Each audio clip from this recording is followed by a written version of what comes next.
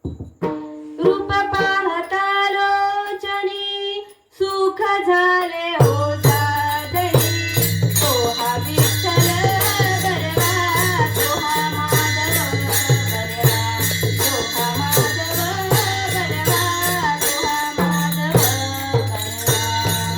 बरवा लोचनी सुख झाले हो सादरी तो हा विठ्ठल बरवा तो हा माधव बरवा तो हा विठ्ठल बरवा तो हा माधव गावत सुकृतांची जोडी म्हणून विठ्ठली आवडी तो हा विठ्ठल बरवा तो हा माधव बरवा तो हा विठ्ठल बरवा तो हा माधव बरवा बहुत सुकृताचे डोळे म्हणून विठ्ठले आवडे तो हा विठ्ठल बरवा तो हा माधव बरवा तो हा विठ्ठल बरवा तो हा माधव बरवा सर्व सुखाचे आगरा वापर कुमारेची वर तो हा विठ्ठल बरवा तो हा माधव बरवा तो हा विठ्ठल बरवा तो हा माधव बरवा सर्व सुखाचे आधार वापर कुमारेची वर तो हा विठ्ठल बरवा तो हा माधव बरवा तो हा विठ्ठल बरवा तो हा माधव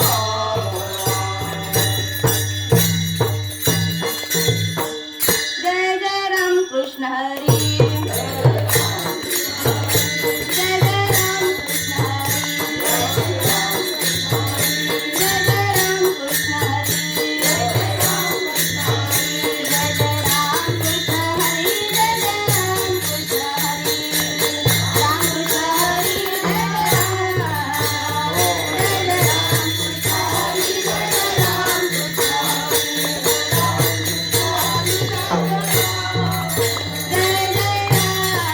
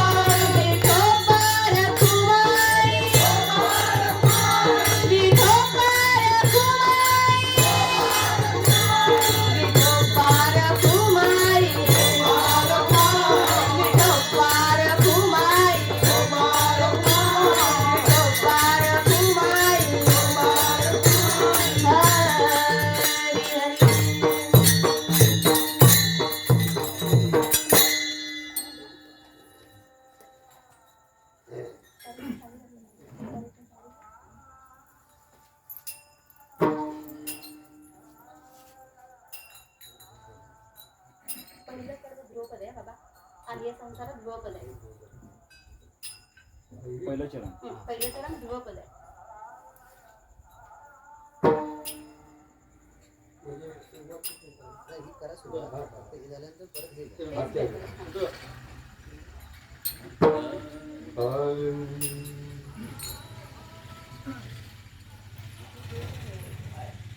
आलो संसारा सोडवून करा. आलो संसारा सोडवून करा. संसारा सोडवून करा. आलो संसारा सोडवून करा. आलो संसारा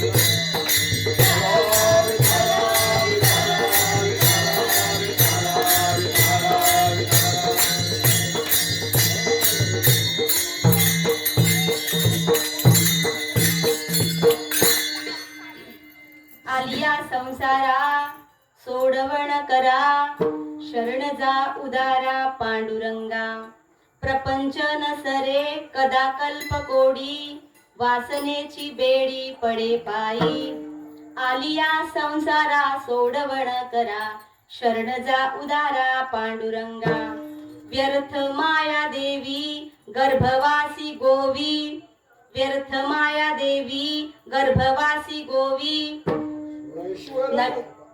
नश्वर भोगवी नाना योनी आलिया संसारा सोडवण करा शरण जा उदारा पांडुरंगा नामा म्हणे पहा विचारूनी मनी स्मरावा निर्वाणी पांडुरंग आलिया संसारा सोडवण करा शरण जा उदारा पांडुरंगा विठ्ठल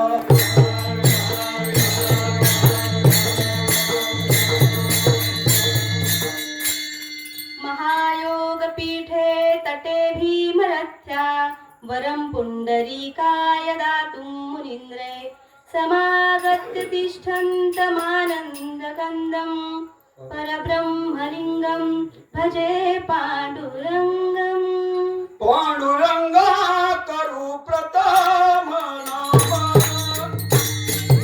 पांडुरंगा करू प्रथम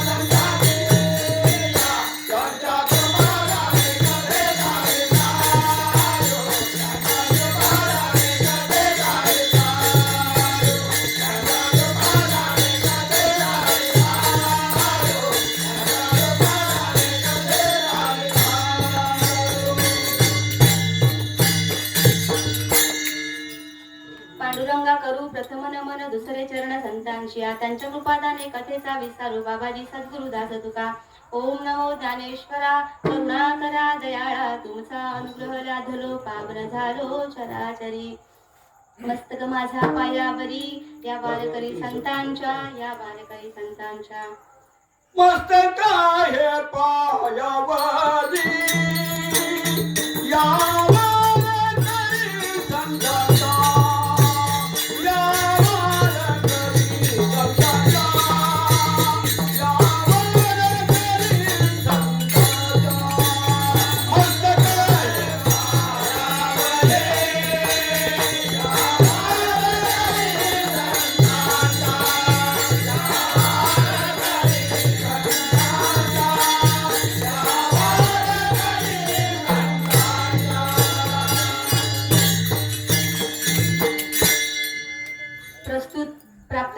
प्राप्त स्थळी कीर्तन रूपी सेवेकरता निवडलेला अभंग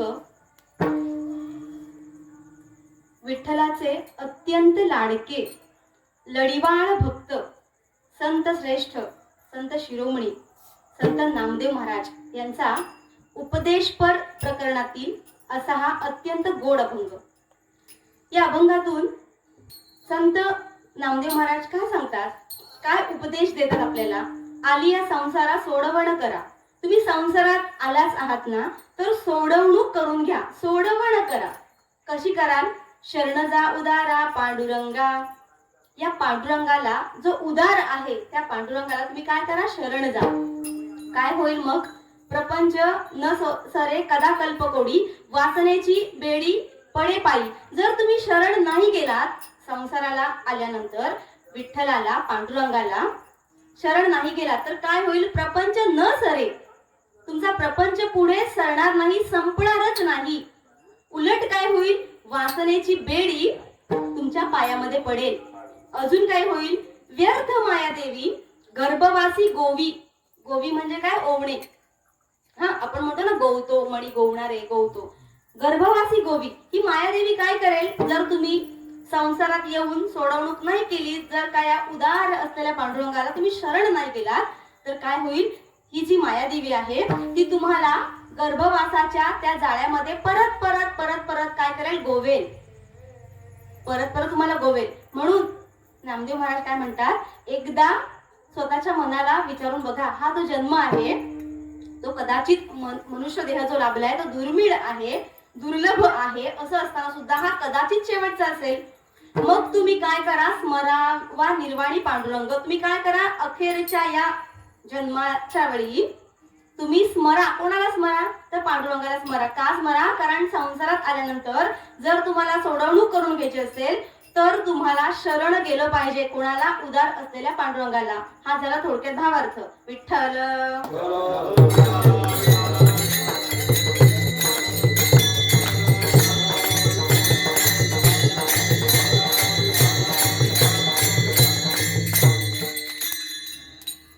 अल्पसा पर्याय द्यायचा तो असा, आज सतकोंडी गाव, आपली वाडी कोणती? काताळेवाडी. बाबा, आपल्या आडनावावरनच वाडीचं नाव आहे, काय भाग्य आहे. काताळेवाडी.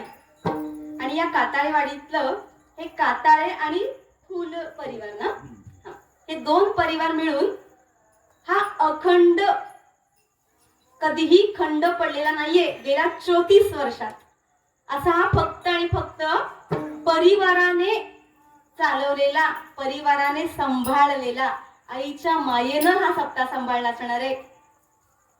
खास खळगे सांभाळत सांभाळत, त्याला वाढवत, प्रेम देत, विस्तार करत, त्याची व्याप्ती करत, मातेची याची ती अवघी बाळकाची व्याप्ती. तसंच या पारमार्थिक प्रेमापायी काताळे बाबांनी जे काही बीज रोवलं आणि काताळे बाबांचं जीवन, एक दोन वाक्यात मगाशी मी ऐकलं आमच्या आईकडनं, संन्यस्त राहून त्यांनी जीवन हे आपलं जे काही जीवन आपण संसारात आल्यानंतर कसं जगावं, काताळे बाबांसगळं जगावं. संसारात राहिले, प्रपंच जो काही नातेवाईकांचा असेल तो केला असेल, पण स्वतःचा नाही केला. संन्यस्त राहिले. संन्यस्त, संन्यासीच होते ते. संन्यासी, साधू, साधू संत. खरं तर साधू आणि संत यांना बाहेर शोधायला जायची गरज नाही. काताळे बाबांच्या रूपाने या काताळे परिवारात आणि या फुल परिवारात हे संत संत लाभले तुम्हाला. आणि त्यांच्याच या त्यांनी सुरू केलेल्या या रोपट्याखाली आज या देहाला नश्वर असा, नाशिवंत असा देह असतो. आज या देहाला इथं कीर्तन रूपी पुष्प माऊलीच्या चरणाशी अर्पण करायची संधी मिळाली. खरं तर आम्ही सतीशजीला सरपंच म्हणायचो. बरं, 2013-14 सालची गोष्ट असेल ती, जेव्हा MSW म्हणजे मास्टर ऑफ सोशल वर्क या वर्षाला मी डिग्री घेत होतो. आपला परमार्थ ना सुशिक्षित आहे. बरं माऊली, सुशिक्षित आहे. इथं कोणीही नाळ टाळ नाही वाजवत. तो जमाना गेला की तेव्हा असं म्हणायचे, बुवांना कळतंय काय ना बाबा, तुमचा काळ कसा होता, काय कळतंय, किती शिकलाय तो बुवा. पण माऊलींच्या कृपेनं, संतांच्या कृपेनं आज जो तुमच्या कष्टावर तुम्ही जे बीज रोवलं, तुम्ही जी पताका हाती घेतली, ती पताका आमच्यापर्यंत येऊन पोहोचली ना, ती तरुण पोहोचली. आम्ही शिकलोय, पण या गादीवरती उभं राहतोय भान कशाचं आहे? भरपूर काय कळतं, खूप शाणे, मोठे शाणे आम्ही असं नाहीये भावतो, असं भाव नाहीये. तुम्ही जे कष्ट केलेत, प्रत्येक गावात वारकरी असतात बाबा, प्रत्येक गावात माळकरी असतात, प्रत्येक गावात विठ्ठलाचे भक्त असतात, गाथेची सेवा करणारे, माऊलीची सेवा प्रत्येक गावात असतात. मी ऋण यासाठी व्यक्त करते, आमच्या तरुणांच्या हातात हा परमार्थ आयता नाही आलाय. म्हणून तरुणांनी आयत्या पिठावर रेघोट्या चुकूनही मारू नयेत, भान ठेवावं. याचं भान राहावं. पुढे कुणीतरी चालवायला पाहिजे. तुम्ही जे कष्ट घेतलेत, तुम्ही कष्टाने वाढवलं असणार आहे. वारी करणं एवढ्या कठीण दुर्गम तसा म्हणायला गेला तर हा भाग आहे. अखंड 34 वर्ष तिने सांभाळलं. भाग्य आम्हा तरुणांचं की इथे येऊन आम्हाला सेवा करता येते. त्या डिग्रीच्या वर्षाला आमच्या दादांची ओळख, तेव्हा आम्ही त्यांना सरपंच म्हणायचो. आजही तेच तोंडात येतं पटकन, नमस्कार सरपंच म्हणून. तर ती ओळख आणि सहज यांनी डीपी बघितला होता आणि ते म्हणाले की हा वेश म्हणे वारकऱ्यांचा दिसतोय ग प्रज्ञा, काय कसं काय हे? म्हटलं आमच्या पण घरात ना पहिल्यापासून आजी आजोबांपासून हा परमार्थ आहे. तर आम्ही पण म्हटलं आई गिरवायला बालवाडीत प्रवेश घेतलाय, आता माळ घातली आणि कीर्तन सेवेला सुरुवात केली. तर म्हणे आमच्याकडे आमच्या घरी आमचा घरचा सप्ताह असतो, त्याच्यामुळे हे मला माझं माहेर वाटतंय बरं. दुसरीकडनं आलेली अजिबात नाहीये मी, हे मला माझं माहेर. आणि काय भाग्य आहे माझं की हे तरवेज 34 वर्ष कसून तयार केलेले हे सगळे सवंगडी माझीच भावंड आहेत ती, अर्थात इथे उपस्थित. ती मला अशी आयती मिळाली, काय कष्ट नाही करायला लागलेत मला, काहीच नाही, फक्त ओळख होती आणि त्यांनी हा अधिकार दिलाय. प्रेमावर ना आपला अधिकार असतो आणि जर भाव चांगला असेल ना तर तो असतो. त्याच्यामुळे मी तुमच्यातलीच एक आहे बरं, तुमची लेक आहे मी, तुमची बहीण आहे मी असं समजा. आणि आपण खेळीमेळी गदारोळी आनंदाने आपण आजची सेवा करूया. कारण उपस्थित राहणाऱ्या बोलणाऱ्या वक्त्याला सगळं ज्ञान असतं असं नाही. कधी कधी तर नुसते ठोंबे आणून उभे केलेले असतात. आता इथं कदाचित नसतील, कारण तुम्ही सगळी परमार्थ कसून तपासून घेणारी मंडळी आहात. एकंदरीत तिथं सगळं वातावरण बघताना या वातावरणातल्या हवेत विठ्ठल विठ्ठल विठ्ठल विठ्ठलच येतोय. रामकृष्ण हरी रामकृष्ण हरी हाच स्वर येतोय. इतकं वर्ष झालं तरी सुद्धा बाबांचा आवाज खणखणीत आहे. अजूनही छान ऊर्जा आहे. ही ऊर्जा आहे बाबा, ऊर्जा आहे ती आमच्यापर्यंत पोहोचते. आणि आम्हाला वाटतं की तोडकं मोडकं का होईना, माझी या बोबडिया बोला, काही येईल, चुकाल तुम्ही, काय कराल दुसरं, पण मार्गस्थ व्हा. म्हणून आम्ही तरुण या गादीवरती उभं राहतोय. अधिकार मोठा नाहीये, कारण अनुभवाने, ज्ञानाने, उंचीने, वजनाने, सगळ्याच परीने हा देह ढाकताय. पण काहीतरी वाटतं की तुम्ही ज्या तळमळीने हा अध्यात्म, हा परमार्थ जपलाय तो पुढं न्यायला पाहिजे. म्हणून हा अट्टहास आहे. कळतं म्हणून अजिबात नाही, काहीतरी शिकता यावं, तुमच्याकडनं शिकावं आम्ही. आणि नम्रतेनं, अहंकारानं नाही, नम्रतेनं तुमच्या शिकवणीनुसार तुमच्या पावलावर पाऊल ठेवून आम्हाला चालता यावं. म्हणून ही सेवा. इथे उपस्थित तुम्ही सर्वजण, म्हणजे अगदी छोट्यातल्या छोटा बालक असेल, तुम्ही महिला पुरुष इथे उपस्थित सगळे, इथून अगदी तिथून ते अगदी पूर्ण तिथपर्यंत जे कोणी सेवा करतात त्या सगळ्यांच्या हृदयस्थ परमात्म्याला माझा साष्टांग दंडवत. तुम्ही उपस्थित सर्वांच्या हृदयात जो परमात्मा आहे, ज्यांचं लक्ष इथं असून सुद्धा बाहेर आहे, अशांच्या चरणाशी सुद्धा, आणि जे बाहेर आहेत आणि त्यांचं लक्ष इथं आहे, अशा सगळ्यांच्या चरणाशी साष्टांग दंडवत करूया आणि कीर्तनाची सेवेला सुरुवात करूया. विठ्ठल विठ्ठल.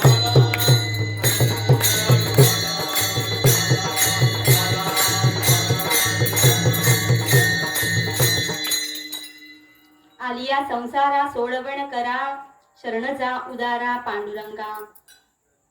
संत जेव्हा अवतार घेतात तेव्हा सामान्य जनांचा कळवळा असतो म्हणून अवतार घेतात. आपण संसार जन्माला येतो, प्रपंच करतो. या पृथ्वीवरती जन्म घेऊन येणारा प्रत्येक मनुष्य हा वेगवेगळ्या रूपाने येत असतो, वेगवेगळ्या हेतूसाठी येत असतो. कोणी कोणी स्वेच्छेने जन्म घेतो. इकडं स्वेच्छेने जन्म कोण घेतात तर संत घेतात स्वेच्छेने जन्म. जगाच्या कल्याणा संतांच्या विभूती, देह कष्टविती परोपकारे. शोधून आले संत हिताहित जगाचे. संत स्वेच्छेने जन्म घेतात या पृथ्वीवरती येण्यासाठी. ते कुठले आहेत मूळचे संत? कुठले आहेत? वैकुंठात.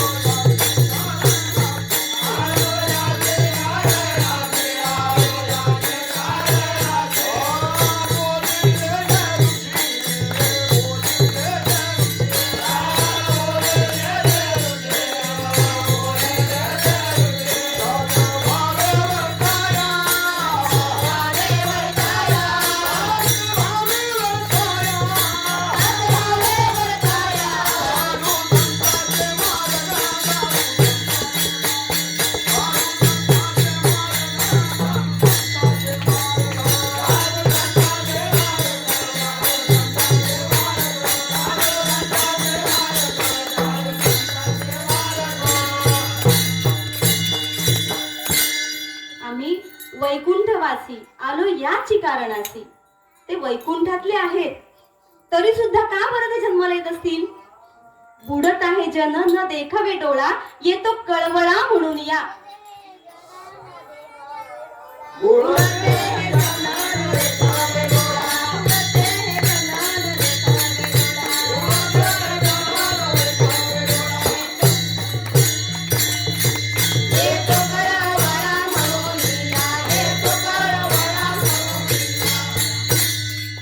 वा. बुडत हे जन न देखावे डोळा, येतो कळवळा म्हणून या. संत स्वेच्छेनं इथं जन्म घेतात. दुसरा कशासाठी? पर इच्छा म्हणजे दुसऱ्याची इच्छा. इतरांना वाटतं म्हणून कोणीतरी जन्म घेतो. असं कोण आहे? तर ते देव आहे. धर्मरक्षावया अवतार भेसी.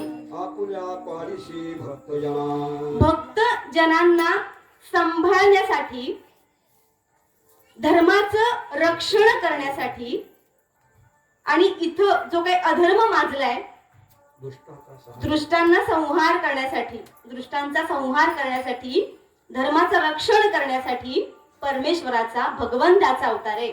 आणि दुसरी अनिच्छा म्हणजे आपण सर्वसामान्य जीव, इच्छा नसते आपली जन्माला यायची तरी सुद्धा आपण रडत कडत कसं का होईना आपण जन्माला येतो.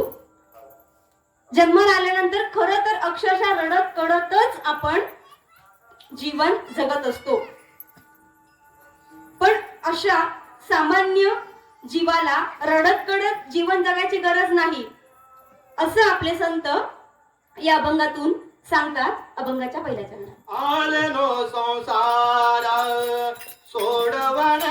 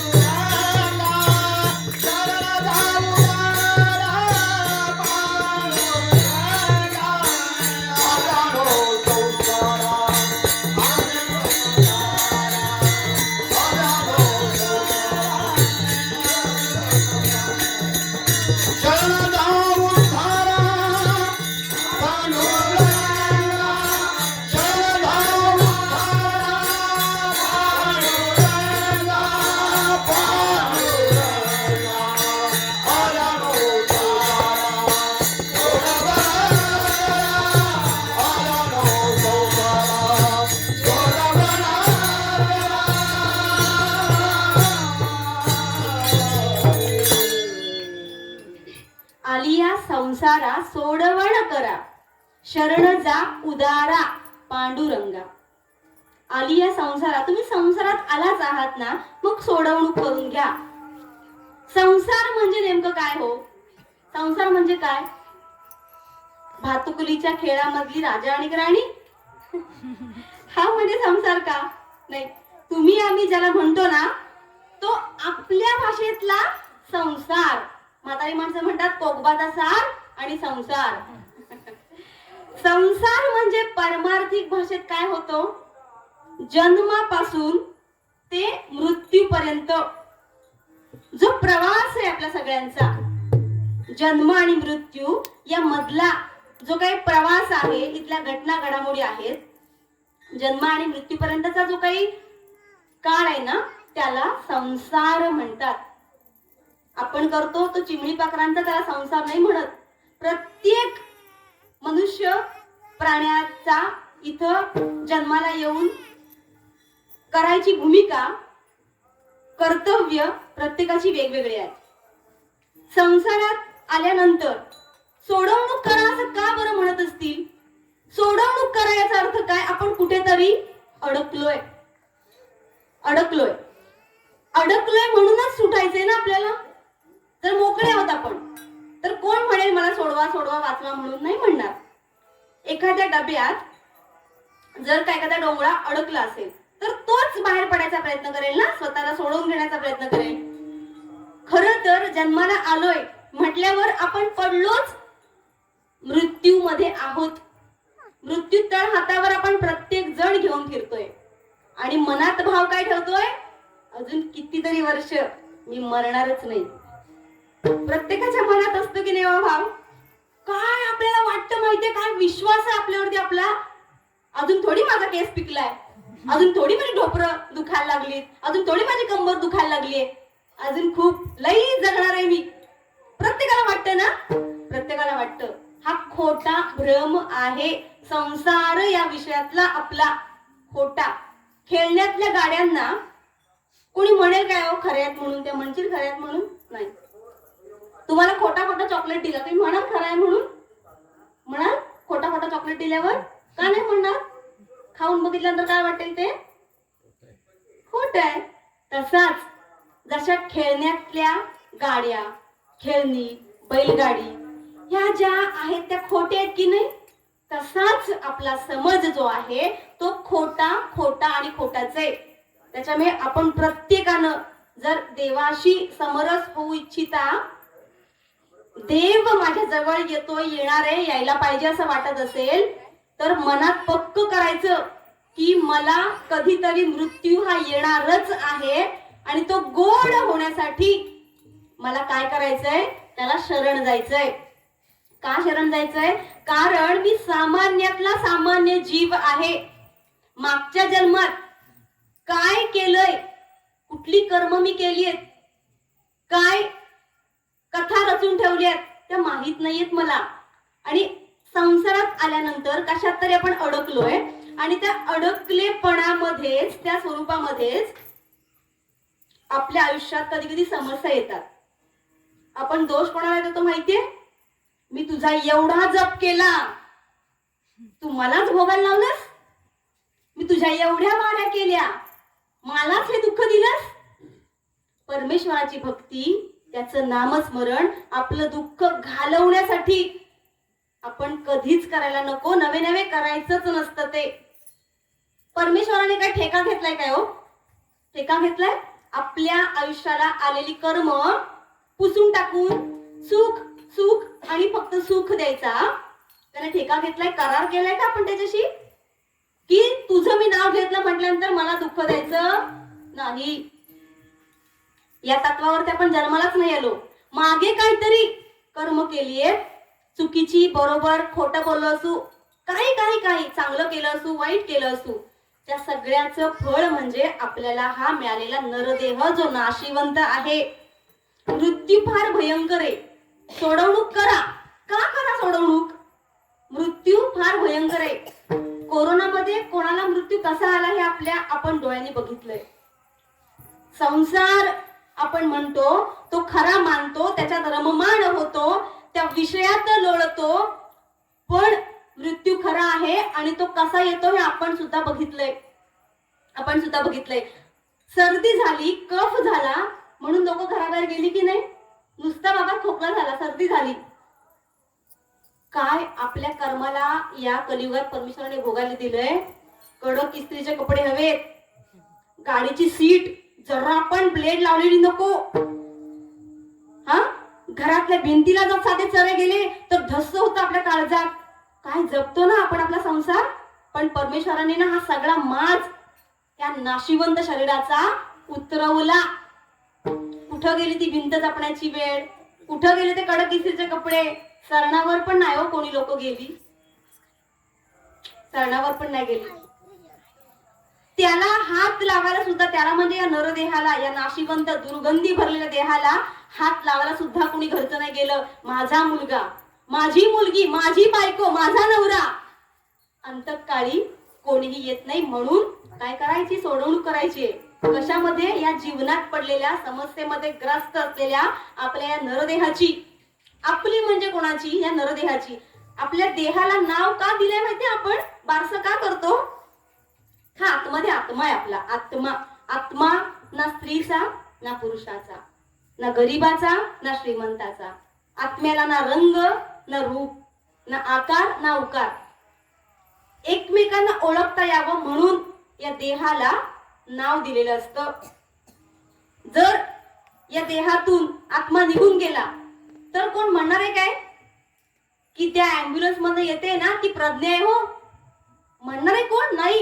अहो, हा इथला राम निघून गेला ना की ती बॉडी होते. बॉडी काय होते? बॉडी होते. आणि काय सजवतो आपण तिला, काय सजवतो, काय माज करतो ना आपण आपल्या शरीरावरती. पण संत भानावर आपल्याला आणण्यासाठी आपल्या अंगात मीपणा भरलेला असतो. मी वाडीचा अध्यक्ष, मी 18 बचत गटांची अध्यक्षा, चुलीत घालायचंय ते पद.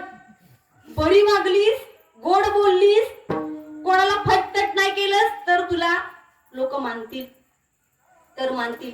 तू ह्याच्याशी भांडत राहणार, त्याच्याशी भांडत राहणार, ह्याला त्याचा पाण उतारा करणार, त्याचा अपमान करणार आणि स्वतःला लई मोठी मानणार, तर कोण मानणार आहे? माऊली, इथून जाताना आपला पुढचा प्रवास कसा असेल कोणालाच नाही माहितीये, कोणालाच नाही माहितीये. जाताना आपल्यासाठी कुणीतरी रडावं दूरचीच गोष्ट. आता रडत तर कुणीच नाही, रडत तर कुणीच नाही. वाईट वाटावं तेवढं कशाला? डोळ्यातनं एक तरी अश्रू यायला पाहिजे असेल, असं वाटायला हवं असेल. हे पण भरपूर झालं. आपल्या जाण्यानं कोणाचे तरी डोळ्यांच्या कडा पाणवल्या ना तरी सार्थक झालं आपल्या जन्माचं. संसारात जन्माला येऊन मरेपर्यंतचा जो काय प्रवास केला ना आपण, त्याचं सार्थक होईल कधी? जेव्हा आपल्या जाण्यामुळे जायला नको पाहिजे होता. एवढं चुकचुक जरी केलं ना तरी भरपूर झालं आपलं. सोडवणूक आपण चांगल्या मार्गाने करायची. संसारात आल्यानंतर आपला मीपणा आहे, अहंकार आहे आपल्याकडे. सोडवणूक कशा कशात आपल्याला करायची आहे? मीपणामधनं, अहंकारामधून. लोक आपल्या तोंडासमोर चांगले वागताना दिसतात, बरं, भास दाखवतात की मी कसा आहे, पवित्र आहे, मी प्रामाणिक आहे. आपल्या समोर लोक खूप खरे वागतात, पण पाठ फिरवली ना की तेच लोक खूप खोटारडेपणाने वागताना आपण बघतो, ऐकतो. हा खऱ्या खोट्याचा भाव मनुष्य देहामध्ये आहे. अजून काय आहे? संपत्तीवर आपण विश्वास ठेवतो, संपत्तीवरती विश्वास ठेवतो. लाखो करोडो रुपये आपण कमवू, बाबा खूप संपत्ती आपण कमवून ठेवू, पण जाताना इथल्या कुठल्या तरी आईच्या डोक्याखाली किंवा इथल्या कुठल्या तरी बाबाच्या डोक्याखाली 2 लाख रुपये बँकेत असले तर कोणतरी 25,000ची गड्डी उशाखाली ठेवील काय जाताना?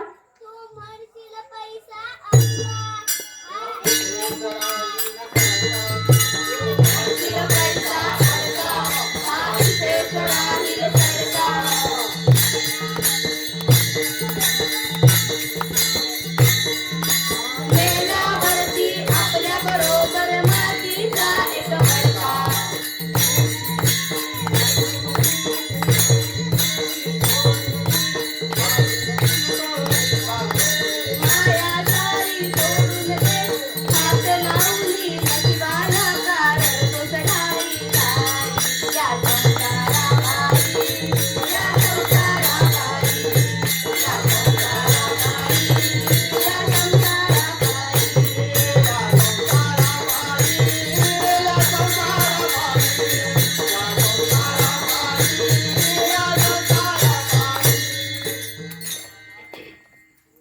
संसार आपण आपला आपला म्हणतो.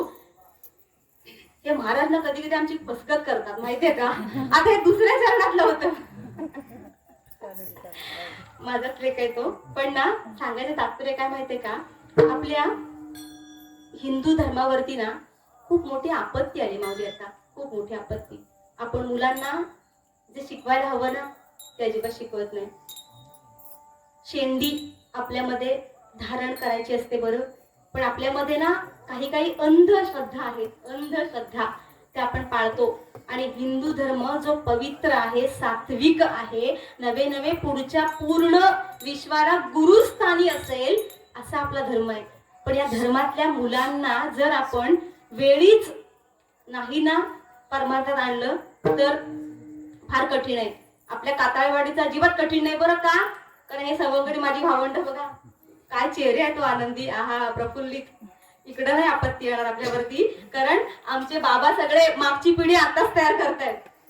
काय आनंद आहे. आमच्या तायांना वाटतं मगाशी उभं राहायचं होतं कीर्तनामध्ये, पण ते जागेअभावी ते नाही झालं शक्य. पण बाबांच्या कृपेने आपलं अंगण अजून चारपट वाढेल आणि वाढावं, बाबांनी ते वाढवावं. अजून अंगण चारपट, अजून मोठी इमारत डबल टिबल होईल. मस्त जोरात अजून आपण अखंड हरिनाम सप्ताह करू शकतो आणि करूच शकतो. तुमच्या नामाची ताकद, भक्तीची ताकद तेवढी आहे. धर्मावरती आपल्या खरंच गदा आलीये. सोडवणूक जर संसारात आल्यानंतर करायचीच असेल ना, तर आपण ज्या काही बुरसटलेल्या विचारामध्ये जातोय तिथं सुद्धा आपल्याला करायला पाहिजे. आज लव जिहाद सारखा विषय पोकाळलाय. लव जिहाद माहितीये कोणाला? लव जिहाद काय आहे माहितीये? कोणाला माहितीये लव जिहाद? दादा नाही, आमच्या दादांना माहितीये फक्त. लव जिहाद हा विषय असा आहे, आता विषय आलाच आहे म्हणून सांगते. लव जिहाद म्हणजे परधर्मीय मुलं, माणसं आपल्या धर्मातल्या मुलींना टार्गेट करतात, त्यांच्याशी मैत्री करतात, त्यांच्याशी प्रेम करतात, त्यांना हव्या नको त्या गोष्टी देतात. ह्या सत्य घटनात बरं, या गादीवर उगा खोटं नाही बोलत मी जाऊन काही. ह्या आम्ही पण केस हँडल केलेल्या आहेत समाजात राहून, त्याच्यामुळे मी सांगते. लव जिहाद मध्ये परधर्मीय मुलं मुलींना गाड्या घोडे त्यांना सगळं पुरवलं जातं. बरं, त्यांना महिन्याला हप्ते असतात गाडीचे, त्यांना फ्री. तुम्ही फक्त काय करायचं? परधर्मीय मुलींना फसवायचं, जाळ्यात अडकवायचं, आपल्या धर्मात आणायचं, मुलांची पैदास करायची, त्यांचा छळ करायचं, सोडून द्यायचं. एकाकडं तिकडे अशी त्यांची फसवणूक करून पिळवणूक करायची. आणि हे आपल्या धर्मातल्या तरुणांना, घरातल्या लोकांना माहित नाहीये. धर्मांतर इतकं होतंय की सुशिक्षित मुली सुद्धा, जर आपण हा परमार्थ म्हणजे आपल्यातल्या लोकांसाठी नाहीये कदाचित हे, पण आपल्याला ते माहित असावं म्हणून त्याची वाच्यता करतेय. धर्मावरती आपल्या खूप मोठं संकट आहे.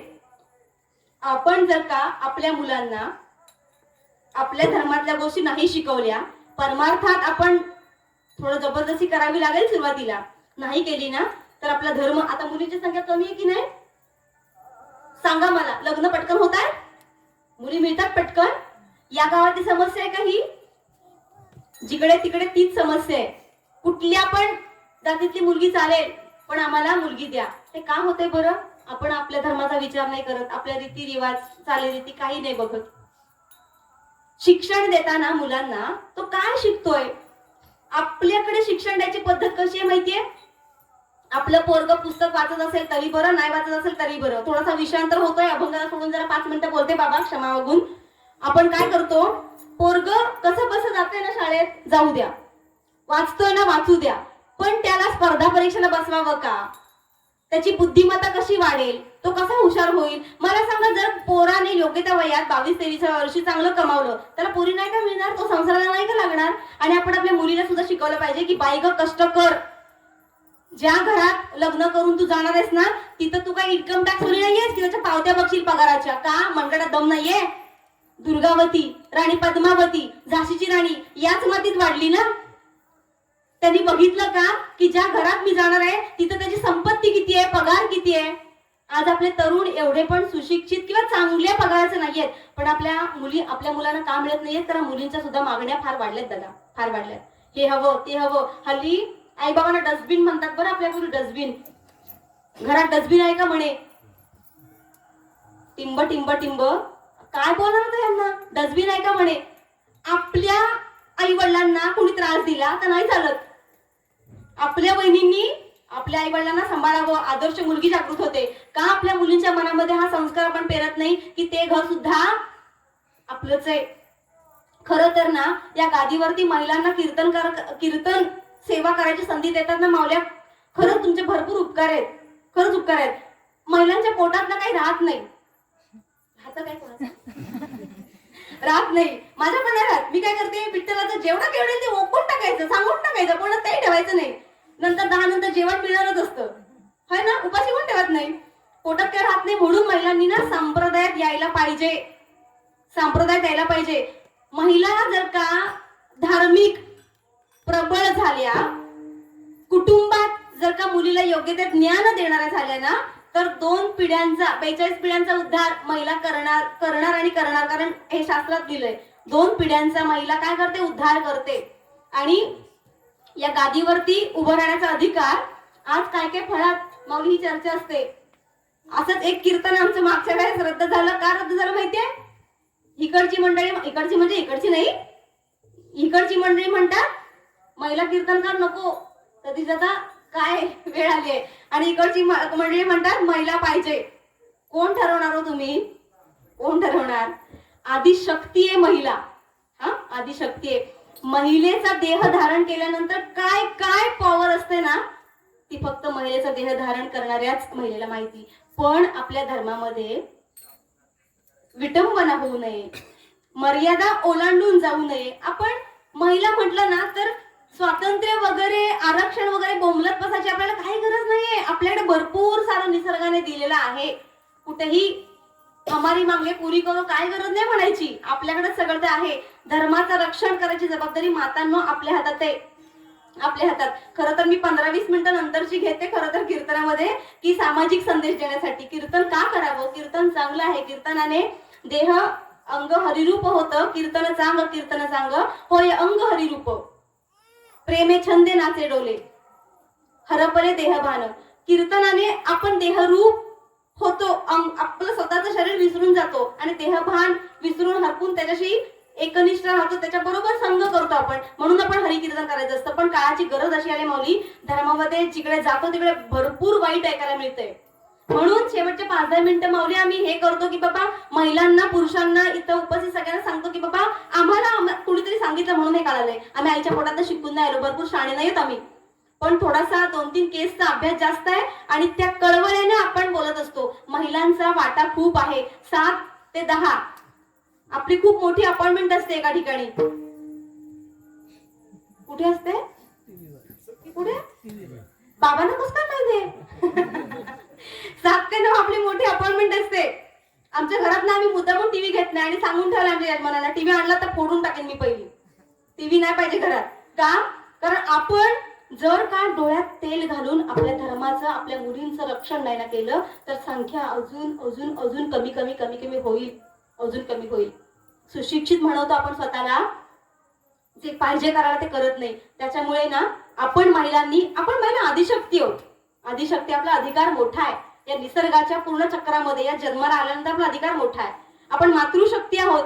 मातृत्व आपल्याकडे आहे. ओटीपोट आपल्याला आहे. बाबा इथं कोणाला तरी ओटीपोट आहे काय हो? नाही, ओटीपोट आपल्याला आहे. काय भाग्य आपलं. स्तनपान आपण करू शकतो. इथं उपस्थित कोणीही नाही करू शकत स्तनपान. आपण करू शकतो. का? आपली विठू माऊली सुद्धा आपल्याला स्तनपान करते. माझी विठ्ठल माऊली प्रेम पान्हा पान्हा येली कुरवाळूनी लावी स्तनी. विठू माऊली आपली आई आहे आणि आईचं गुणधर्म, आईचं कर्तव्यच ते आहे की बाळांना प्रेम पान्हा, संस्कारांचा पान्हा पाजून त्यांना वाढवायचंय. का? कारण धर्म राखायचं काम आई पिढी घडवून करत असते. आम्हाला तुमच्यासारख्या मंडळींनी शिकवलंय बाबा, तुमच्यासारख्या मंडळींकडनंच आम्ही शिकून आलोय, म्हणून हे कर्तव्य सांभाळून करतोय. तसंच आपल्या महिलांचं जन्माला आल्यानंतर सोडवणूक करायची आहे ना, तर धर्म अडकलाय आपला, संकटात सापडलाय, त्याची पण सोडवणूक आपल्यालाच करायची. म्हणून खूप मोठी जबाबदारी आहे. टीव्ही बघायची पण कधी 70 नंतर, 60 नंतर. त्या आज्यांना काय करणार बिचारा, नातवंड पतवंड झालेले असतात, सगळे कर्तव्य संपलेले असतात. पण तायांनो, आपलं कर्तव्य अजून खूप आहे. त्याच्यामुळे आपण ह्या त्या आहारी न जाता संसारात आलोय की नाही, सोडवणूक करायची की नाही, मग आपल्याला आपल्या धर्माची पण सोडवणूक आपल्याला करायची जबाबदारी आहे. सामान्य माणूस काय करतो? विषयांमध्ये अडकलेला आहे.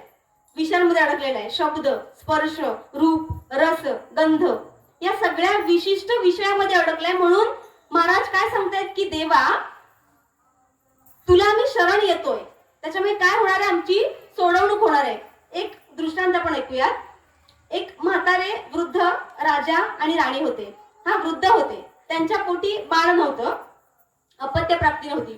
त्यांनी काय ठरवलं की आपण एक राजा शोधायचा. आपण म्हणजे माणूस विषयात कसा अडकतोय, हा ते आपण बघतोय, विषयामध्ये कसा अडकतो.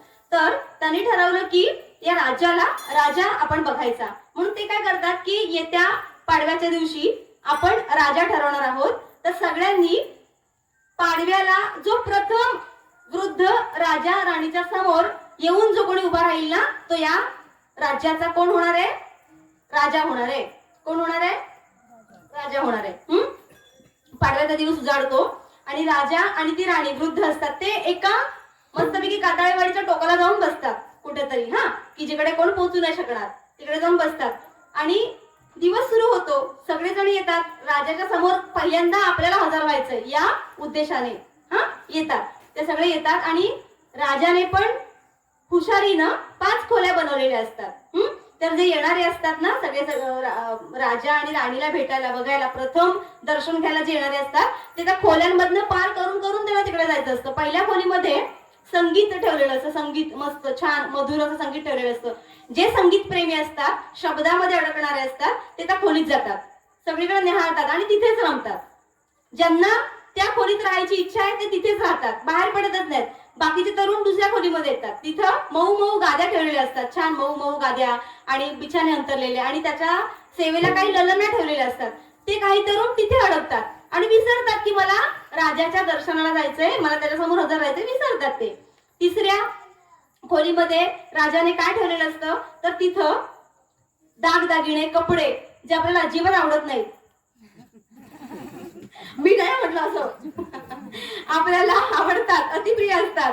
आपल्याला आपणच कशाला, तुम्हाला असं कपडे घालायला प्रिय असतात मग काय, जीन्स पॅन्ट असतात ना मग. तर सगळे तिथे छान छान दागिने कपडे ठेवलेले असतात. काही काही लोकांना त्याच्यामध्ये रस असतो म्हणून ते तिथंच अडकून पडतात, बाहेर पडायचं लक्षातच येत नाही. परत पुढच्या खोलीमध्ये येतात. तिथं छान छान असे पदार्थ ठेवलेले असतात. 10-10:30 नंतर जेवणार होतो, पण पदार्थांचे नाव कळल्यानंतर कावडे ओढायची काही गरज नाहीये. तर तिथे छान छान भोजन ठेवलेलं असतं. ज्यांना त्या भोजनाच्या रसामध्ये रस असतो, आवड असते, ते लोक तिथं अडकतात आणि बाहेर पडायलाच विसरतात.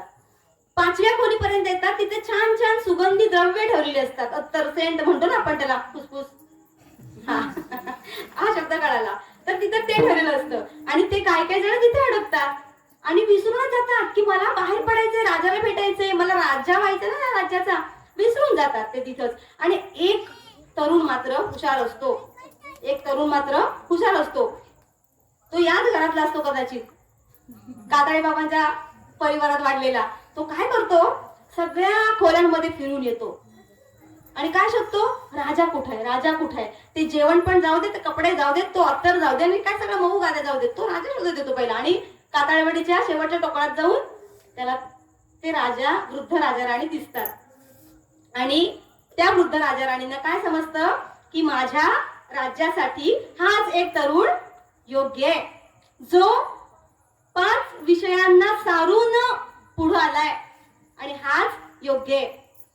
त्या 5 खोल्यांमध्ये ज्या ठेवलेल्या गोष्टी आहेत ना, ते 5 विषय आहेत: शब्द, स्पर्श, रंग, रूप, गंध. विषय ओढी भुलले जीवा याची कोण पहिला जीवा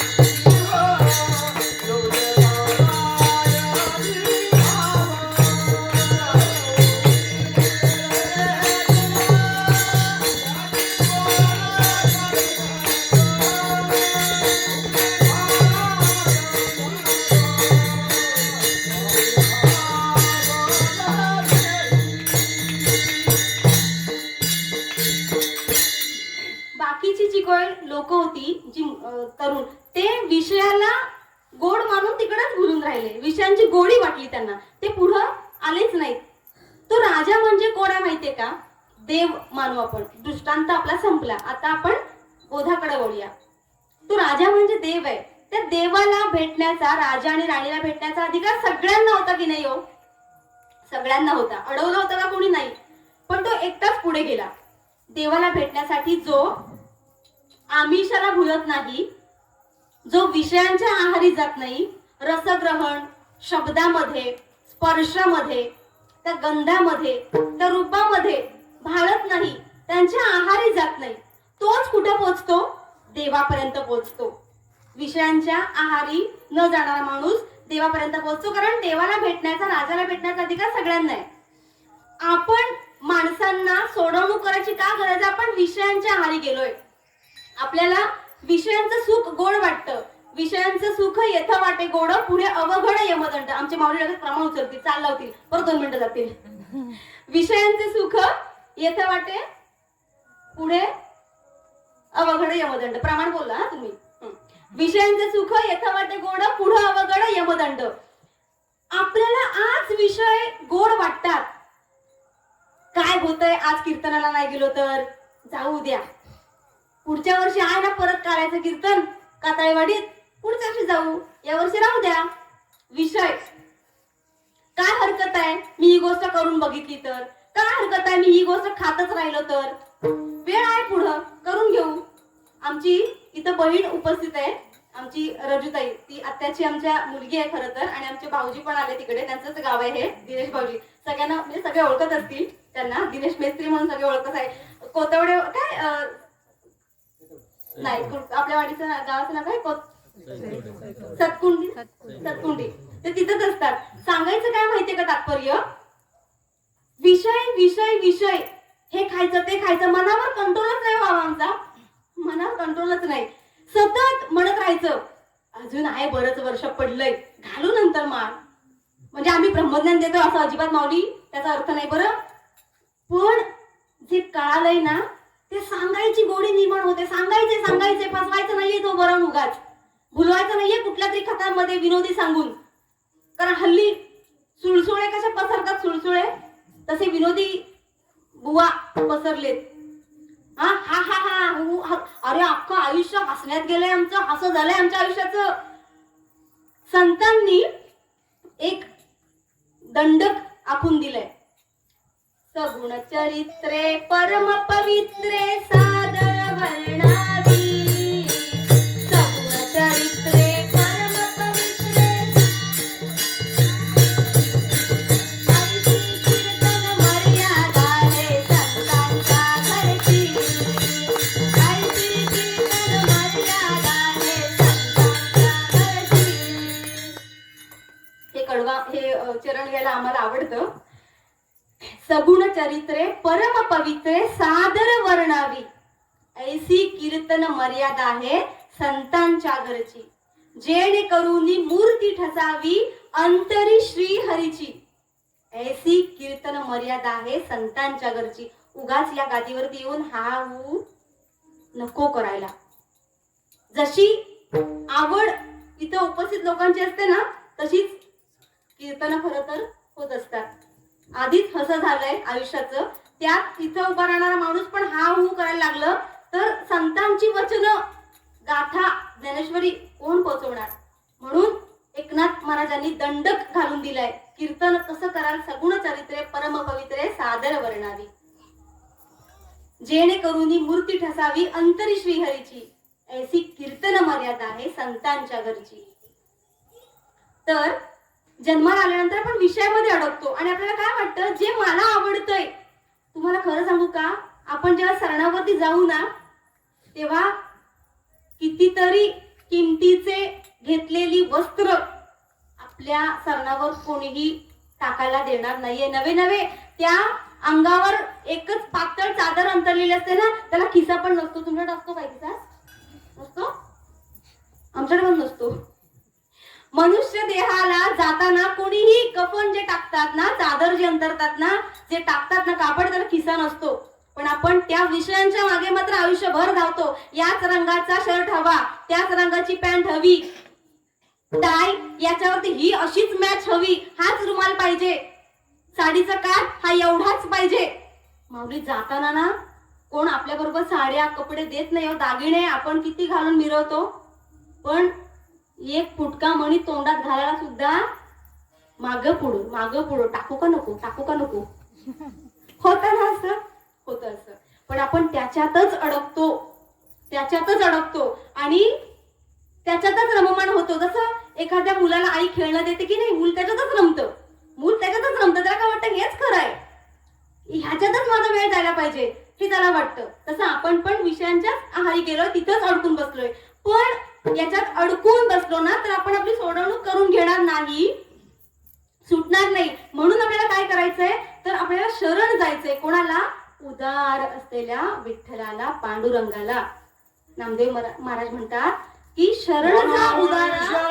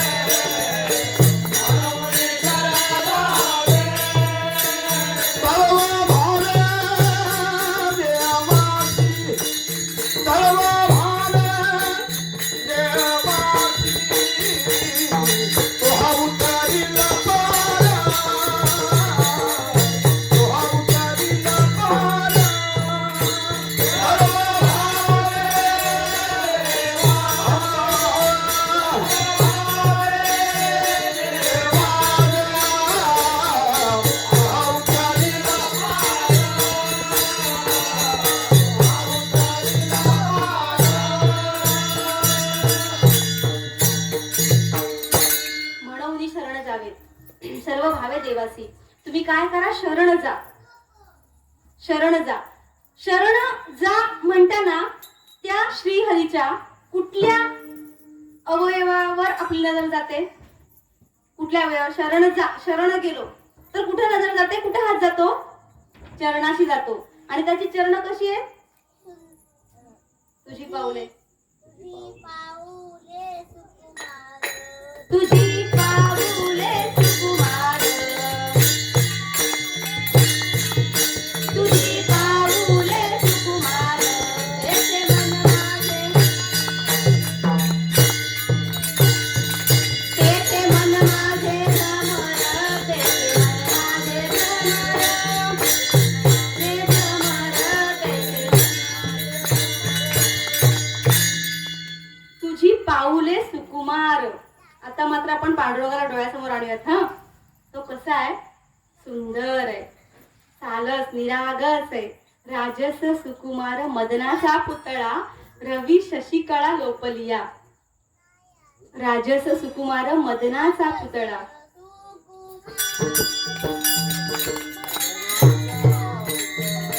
राजस सुकुमार मदनाचा पुतळा. राजस सुकुमार मदनाचा पुतळा.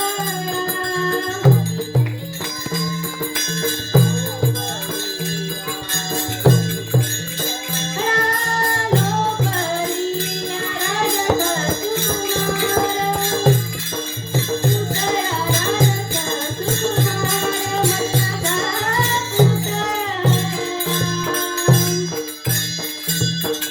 कसा आहे हा विठ्ठल पांडुरंग? कसा आहे? राजस सुकुमार मदनाचा पुतळा. तर आपण क्षणभर कावेना डोळ्यासमोर आणूयात. हा, कसा दिसतो तो? सावळा आहे. रूपी सुंदर सावळा गे माये. रूपी सुंदर सावळा गे माये. सावळा गे माये. इतका सुंदर आहे तो. सुंदर हास्य आहे त्याचं. जरी त्याचा रंग सावळा असला ना तरी सुंदर दिसतो तो. त्याचे चरण कसे आहेत? सुकुमार आहेत, नाजूक आहेत. एका दासीने त्याच्या चरणाला अंगठा लावला. बरं, त्याच्या चरणाला अंगठा लावला. त्याचे चरण इतके नाजूक आहेत, इतके मऊ आहेत, मृदू आहेत. तो अंगठा त्याच्या विठ्ठलाच्या पायामध्ये, चरणामध्ये घुसला. जसं दह्यामध्ये आपण बोट घातल्यानंतर कसा खड्डा पडतो, तसा खड्डा त्याच्या चरणाला एका पडलेला आहे. इतका नाजूक आहे तो. पण त्याच चरणाने तो दुर्जनांचा संहार पण करतो. त्याच चरणाने दुर्जनांचा संहार पण करतो आणि सज्जनांचं मात्र रक्षण करतो. इतका सुंदर सालस तो. षडगुण ऐश्वर्य संपन्न आहे. षडगुण ऐश्वर्य संपन्न. ज्ञानेश्वरीमध्ये माऊली सुंदर वर्णन करतात त्याच्या गुणांचं. ऐका यशस्वी औदार्य ज्ञान वैराग्य ऐश्वर्य हे साही गुणवर्य वसती जेथ. त्या पांडुरंगाकडे काय गुण आहे तो? यश, श्री, औदार्य, म्हणजे उदार आहे तो. शरण जा उदारा पांडुरंगा. का? कारण तो उदार आहे. त्याच्याकडे यश आहे, श्री आहे, संपत्ती आहे, तो उदार आहे, ज्ञान आहे, वैराग्य आहे. किती वैराग्य आहे हो त्याच्या अंगात, किती वैराग्य आहे. एक ठिकाण सोडून जर तो दुसऱ्या ठिकाणी गेला ना की परत गोकुळात पाठ करत नाही, तिकडे जात नाही. गोकुळात परत कृष्णाने कधी पाऊल नाही ठेवलं. गोकुळ जेव्हा सोडून तो पुढे गेला तेव्हा एकदाही गोकुळात गेला नाही. किती वैराग्य. आपण अडकून बसतो. आपण एका गावात एका ठिकाणी कुठे गेलो ना, तिथे जर का मन रमलं तर आपण तिथेच अडकून बसतो. किती उदार आहे आपला देव, किती उदार आहे. का त्याला चरण जायचं? का? कृष्ण अवतारामध्ये सुदामा त्याचा मित्र ना, सुदामा गरीब होता. गरीब होता. बायकोने सांगितलं की तुमच्या मित्राकडे जा आणि त्याच्याकडे काहीतरी मागा. किती खट्याळ आहे माहितीये तो सुदामा. त्याच्याकडे आले, मुठभर पोहे एका असंच शेल्यामध्ये गुंडाळले होते त्याने, अशी पुरचुंडी मागे टाकून ठेवली होती. आला सुदामा देवाला भेटायला आला. आणि जेव्हा भक्त अंतःकरणातून खऱ्या भावनेनं प्रेमानं जेव्हा देवाला भेटायला येतो ना, देव विसरतो. देव विसरतो. काय विसरतो? मी कोण आहे, मी किती श्रीमंत आहे, देव विसरतो. का विसरतो? खरा भक्त जेव्हा देवाला भेटायला जातो ना तेव्हा देव विसरतो. कृष्ण ज्या अवस्थेत होता ना, भगवंत ज्या अवस्थेत होते, सुदामा आला कळलं मात्र परमेश्वर तसेच धावत सुटले त्याला भेटायला. तसेच धावत सुटले. पायात चपला सुद्धा नाही घातल्या, तसेच धावत सुटले. का? माझा सुदामा, माझा भक्त आलाय, माझा प्रिय भक्त सुदामा आलाय. परमेश्वर आणि भक्त यांच्यातलं नातं असं असतं. सुसाट धावत सुटले, वेगाने धावत सुटले आणि त्याचं स्वतः जाऊन दरवाज्यावरती स्वागत केलं. त्याला आतमध्ये घेऊन आले, घरी घेऊन आले. आणि सुदाम्याची फक्त भक्ती होती हो, फक्त खरा भाव होता. अंतःकरणातून प्रेम त्या भगवंताच्या चरणाशी गेलं होतं. शरण जा उदारा पांडुरंगा. त्याच्या चरणाशी फक्त खरा भाव, खरी भक्ती, खरं प्रेम गेलं होतं. प्रेमानं देवाला बांधता येतं. प्रेमसूत्र दोरी नेतो तिकडे जातो हरी. प्रेमसूत्र दोरी नेतो तिकडे जातो हरी. त्याला प्रेमाच्या सूत्रात बांधून ठेवलं ना करकचून की तो कुठेच जात नाही हो, कुठेच जात नाही. प्रेमाने बांधलं ना तर तो आपल्या मागे मागे मागे मागे जिकडे जाऊ तिकडे तो येतो. जिकडे जाऊ तिकडे तो येतो. काय येतो? प्रेमाच्या सूत्रानं आपण त्याला बांधलेलं असतं म्हणून तो येतो. म्हणून आपल्या डोळ्यातल्या अश्रूंनी त्या सुदाम्याचे चरण धुतले. कृष्णाने चरण धुतले आणि त्याला चांगलं स्नान घातलं. अभ्यंग स्नान घातलं त्याला, सुदाम्याला. मातीतून माखून आला होता तो. पायी पायी प्रवास केला होता. कितीतरी काटे भक्ताच्या पायात मोडले होते. प्रभूने काय करावं? त्याचा पाय हातात घ्यावा, ते काटे मोडलेले काढावे. आपल्या आयुष्यात पण बरेच मोडलेले काटे परमेश्वर कधी काढून जातो ना माऊली कळतही नाही. कुठल्या संकटात, कुठल्या दुःखात तो येतो, आपले हात, आपलं शरीर त्याच्या हृदयावरती घेतो आणि संकट कधी टळून जातं ते कधी कधी आपल्यालाही कळत नाही. मागे पुढे उभा राहे संभाळित, मागे पुढे उभा राहे संभाळित, आणि या आघात निवारावे, आणि या आघात निवारावे. मागे पुढे उभा राहे संभाळित, आलिया आघात निवारावे. देवावर जर का प्रेम केलं, त्याला शरण गेलं ना तर तो उदार पांडुरंग आपले आघात, आपले संकट, आपल्या समस्या, आपल्या अडचणी कधी निवारण करतो ना कळतही नाही. पण खऱ्या भावनेनं मनापासून अंतःकरणातून त्याच्याकडे हाक आपली गेली पाहिजे, आपली हाक गेली पाहिजे. तसंच ह्या खऱ्या भावनेनं सुदामाजी त्याच्यावर प्रेम करत होते म्हणून त्याने नयनाने आपल्या डोळ्यातल्या अश्रूंनी त्याचे चरण धुतले, काटे काढले, पाय स्वच्छ केले, आंघोळ घातली, त्याला मस्त पंचपक्वान खायला दिले. पण सुदाम्याच्या तोंडात घास जाईना. का जात नव्हता? त्याला माहिती होतं माझ्या चुलीवर कितीतरी दिवस अन्न शिजलेलं नाहीये, माझ्या मुलाबाळांनी काही खाल्लेलं नाहीये. आपण ज्या ठिकाणी कामाला जातो, आपण ज्या ठिकाणी कुठे काही कामधंदा करतो, तिथे तिथल्या लोकांनी आपल्याला छान छान सुंदर सुंदर पदार्थ दिले. माऊली खरं सांगा, कोणाचा चेहरा आठवतो पहिल्यांदा तोंडात घास घेताना? कोणाचा चेहरा आठवतो? मुलांचा आठवतो, लेकरांचा आठवतो, घरात आपली पत्नी असते तिचा चेहरा आठवतो. आपण काय म्हणतो? असू दे, घरी जाऊन मी माझ्या मुलाबाळांना देतो आणि मग मी पण खाईन. पण खात नाही. सुदामेने नाटक करत होता, खा खा. पण कृष्ण भगवंत आहे बरं, तो त्याला सगळं कळतं. पडद्याच्या मागे केलेलं कृत्य तेही कळतं, पडद्याच्या समोर केलेलं तर कळतं. मनात बोललेलं वाक्य सुद्धा त्याला कळतात, ऐकायला जातात. उघड उघड बोललेलं पण त्याला ऐकायला जातं. तो लीलयाधर आहे, करुणाकर आहे, तो त्याला ऐकायला जातो. त्याच्या अंतरीतला भाव कृष्णाला माहिती होता, पण तो बघत होता माझा भक्त स्वतःच्या तोंडाने कधी मागतोय, पण जो मागेल तो भक्त कसला.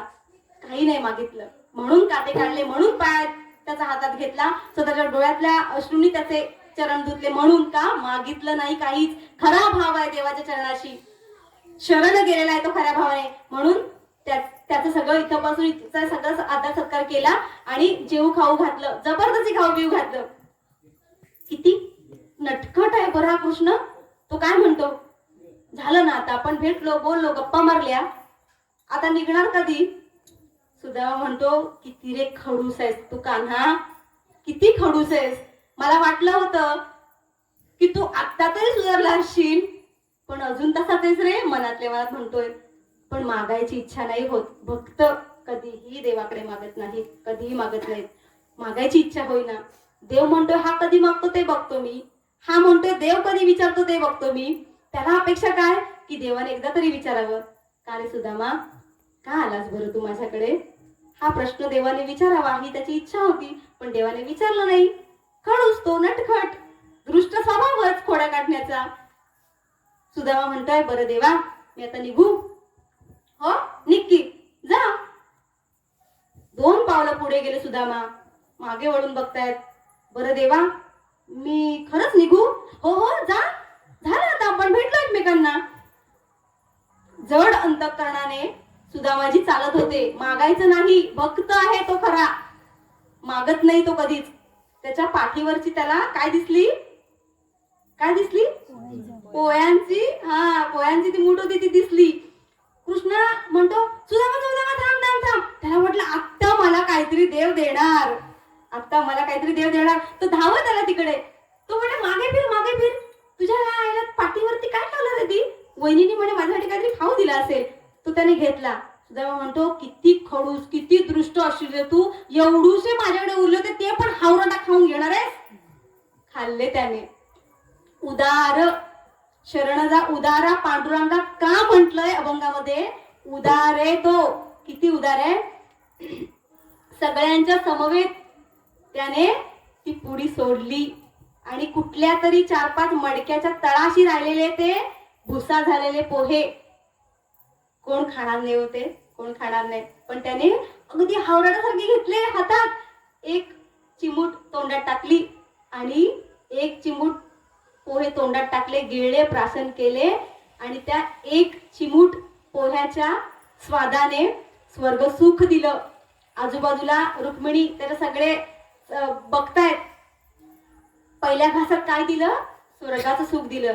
दुसरा घास खाल्ला, मृत्यूलोक देऊन टाकला. रुक्मिणी म्हणते, काय तुम्ही पहिल्या घासात स्वर्ग दिलं, अहो दुसऱ्या घासात मृत्यूलोक द्यायला चाललात, तिसरा घास खाणार तितक्यात रुक्मिणीने अडवला. ह्या बाबाचं काही खरं नाही म्हणे, आता घर पण देऊन टाकायचा. आणि त्याचा तोच हेतू होता. वैकुंठ पण द्यायला चाललेला, रुक्मिणीने अडवलं, म्हणाली आता नाही खायचा. 2 घास खाल्लेत ना, पहिल्या घासात स्वर्ग दिलात, उदार आहात तुम्ही. दुसऱ्या घासात मृत्यूलोक दिलात, किती उदार आहात तुम्ही. तिसऱ्या घासात तुमचं नातं घर वैकुंठ द्यायला चाललात, त्याला तुमचा उदारपणा थांबवा आता. तो घास खायचा त्याने ठेवला आणि सुदामा असाच घराकडे गेला. त्याला काय वाटलं होतं, देवाने मला काहीच नाही दिलं. पण खरा भक्त जेव्हा अंतःकरणापासून परमेश्वराला फक्त प्रेम देतो, फक्त भाव देतो, तेव्हा तो काय करतो, परमेश्वर स्वतःला सुद्धा देऊन टाकतो, स्वतःला सुद्धा देऊन टाकतो. कसं काय माहितीये? भगवान के पास अगर कुछ मांगोगे तो वो कुछ कुछ देगा. भगवान के पास अगर कुछ कुछ मांगोगे तो कुछ कुछ देगा. बहुत कुछ मांगोगे तो बहुत कुछ देगा. बहुत कुछ मांगोगे तो बहुत कुछ देगा. सब कुछ मांगोगे तो वो सब कुछ देगा. अगर उसके पास कुछ भी नहीं मांगोगे तो वो अपने आप को देगा.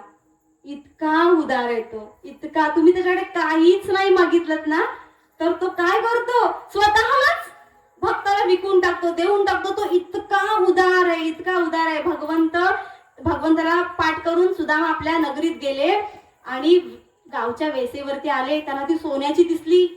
त्यांना वाटलं अरे मी परत द्वारकेतच गेलो की काय. त्याच्या तिथेच ते बघायला लागले आजूबाजूला. अरे तो म्हणतो आलोय तर मी काताळवाडीतच बा, ही वेस तर त्याचीच आहे, नेमका आलोय कुठे. त्याला नंतर कळालं, सुदाम्याच्या डोळ्यातनं घळा घळा अश्रू यायला लागले. खरा भक्त देवाकडे जेव्हा काहीच मागत नाही ना तेव्हा तो उदार असलेला परमात्मा सगळं देऊन टाकतो. फक्त त्याच्याकडे काही मागायच्या दृष्टीने आपण गेलं नाही पाहिजे. आपण कसे जातो, मी तुझा एवढा जप केलाय, अंडरलाईन करून ठेवतो, तू मला हे दे. मी तुझी वारी केलीये, तू मला ते दे. मी तुझा एवढा जप लिहून काढलाय, त्याच्या बदल्यात तू मला ते दे. पण मायबाप हो, परमेश्वर आपण केलेल्या भक्तीवर काहीतरी द्यायला तिथं बसलेलाच नाहीये. आपला मनुष्य देहात उद्धार करण्यासाठी आपण देवाचं नामस्मरण करतो, म्हणून कीर्तन प्रवचन म्हणून त्याचं सगळं जयघोष करतो. का करतो, आपल्याला संसारात आल्यानंतर आपली सोडवणूक करायची. बरं, भक्ती म्हणजे व्यवहार नाहीये पंढरीश परमात्म्याचा आणि आपला, की मी एवढं तू तेवढं, तू एवढं तू तेवढं, असं नाहीये. आपल्याला सोडवणूक करायची आहे ना, म्हणून ती भक्ती आहे. नाही तर काही काही लोकांनी देव बदलले दादा, देव बदलले. का बदलले, हा काळ्या विटेवर उभा राहून म्हणे काय देत नाही, देव बदलून बघूयात का. तसं नाहीये, अजिबात तसं नाहीये. तुम्ही देव बदला ना तर आणखीन काय बदला. हा, कुठे जाऊन नारळ फोडा ना तर अजून कुठे जाऊन काय कापा. आपल्या प्रारब्धामध्ये काहीच बदल होणार नाही जोपर्यंत आपण त्याला शरण जात नाही.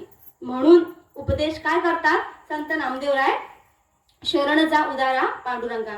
त्याच्याने काय होणार आहे, प्रपंच नसरे कदा कल्पकोणी. दुसरं चरण, प्रपंच नसरे कदा कल्पकोणी.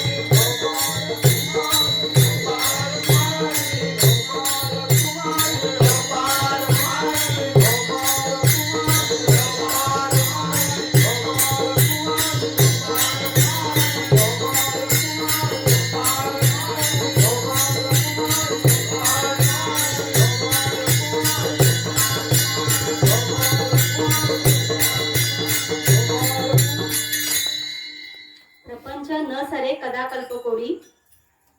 असं का बरं म्हटलं असेल. प्रपंचात आपण जेव्हा येतो ना तेव्हा नको त्या गोष्टीतच अडकतो.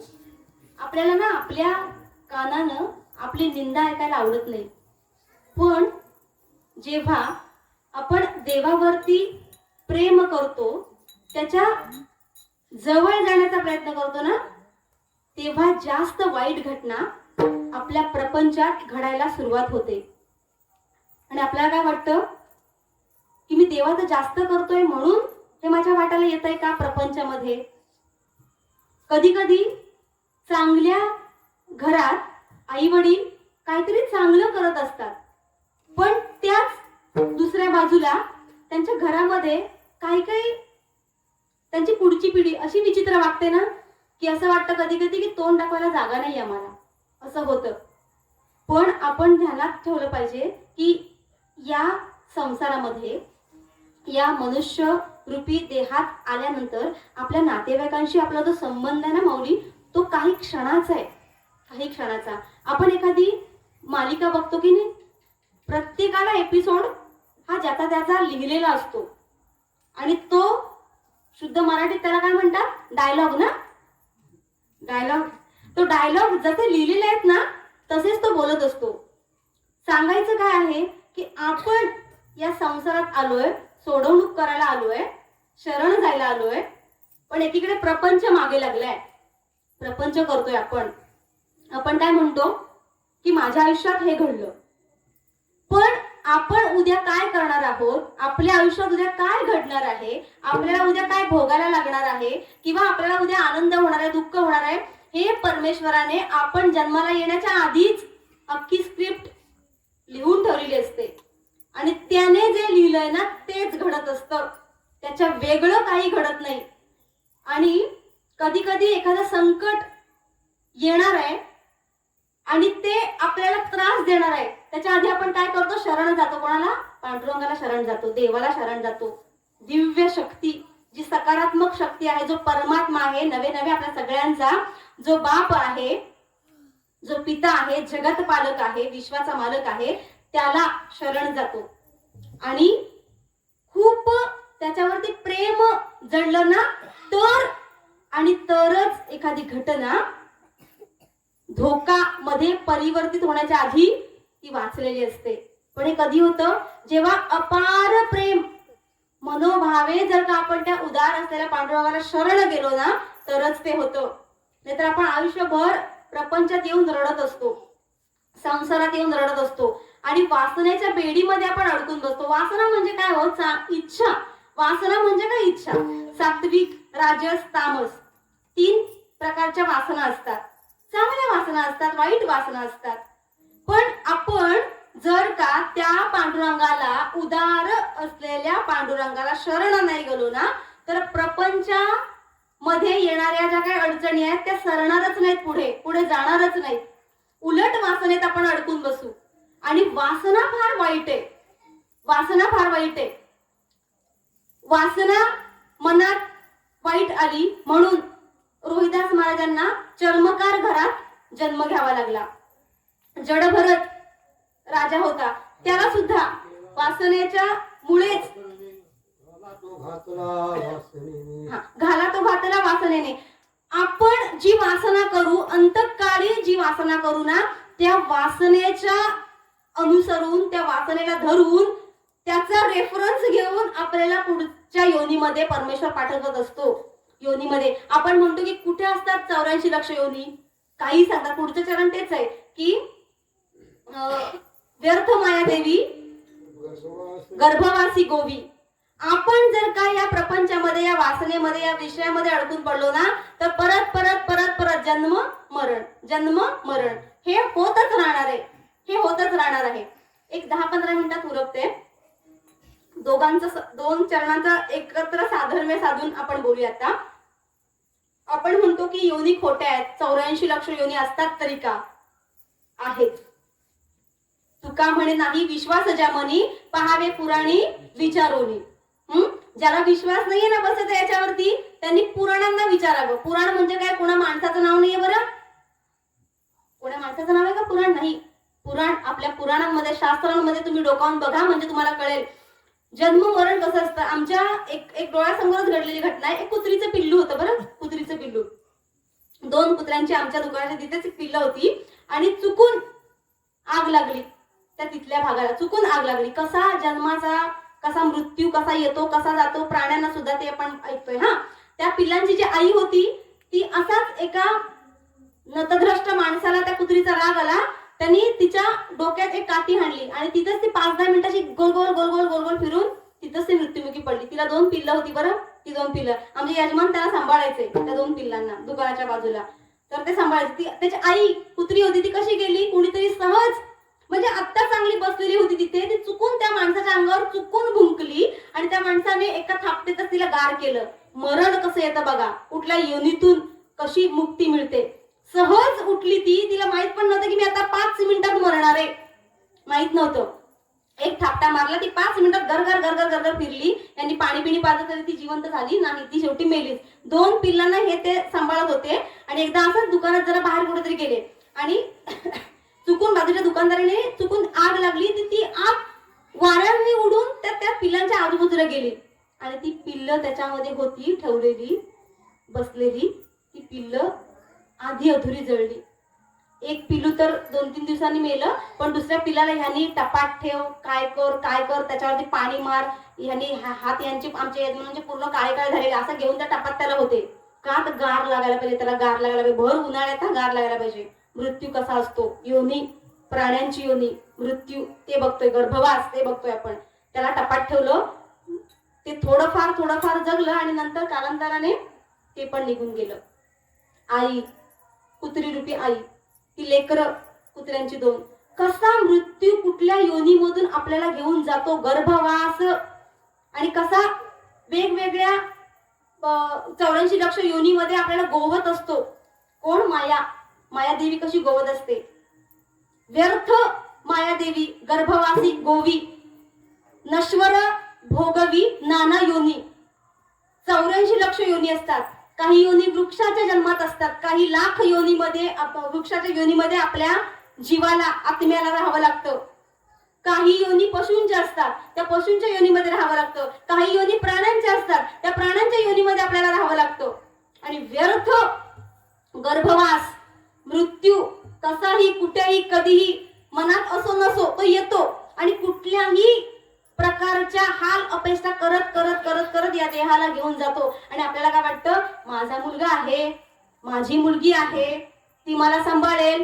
तुम्ही लिहून देऊ शकता का? तुम्ही काय, मी पण इथे उपस्थित लई मोठ्या बडाया करतोय म्हणे आम्ही काय सुटलेलं नाहीये त्याच्यातनं.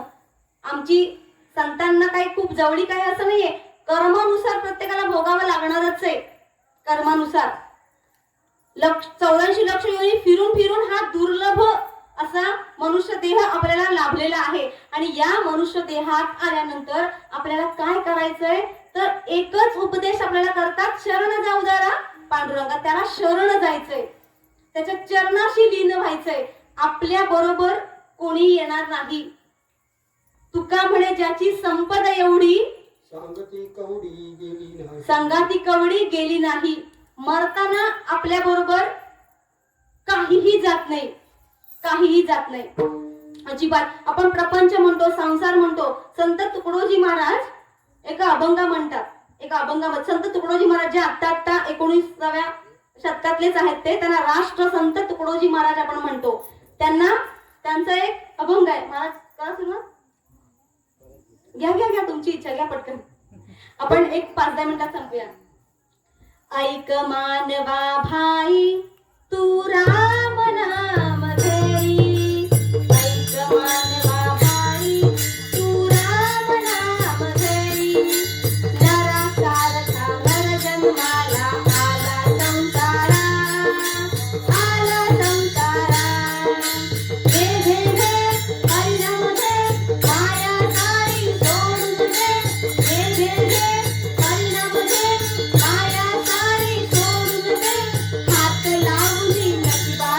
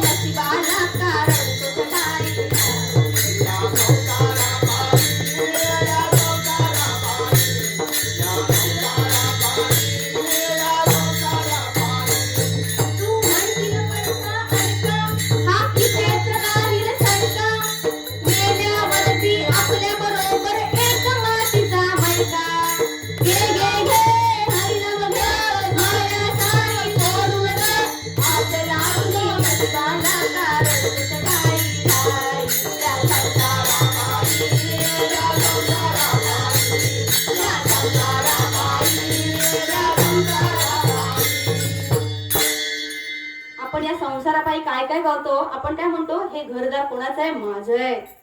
पण त्याची घर पावती भरतो की नाही हो आपण? घर पावती भरतो ना. मग ते माझं कसं? घर पावती भरतो, मग माझं कसं? संपत्ती म्हणतो आपण, माझी संपत्ती केवढी आहे, एवढी एवढी. बँक बॅलन्स केवढा, एवढा एवढा. पण त्याची टॅक्स पावती भरतो की नाही? भरतो. मग ती सुद्धा आपली कशी? भाडं भरतो. मग ते आपलं म्हणू शकतो का मालकी हक्क आपल्याकडे आहे का? नाही.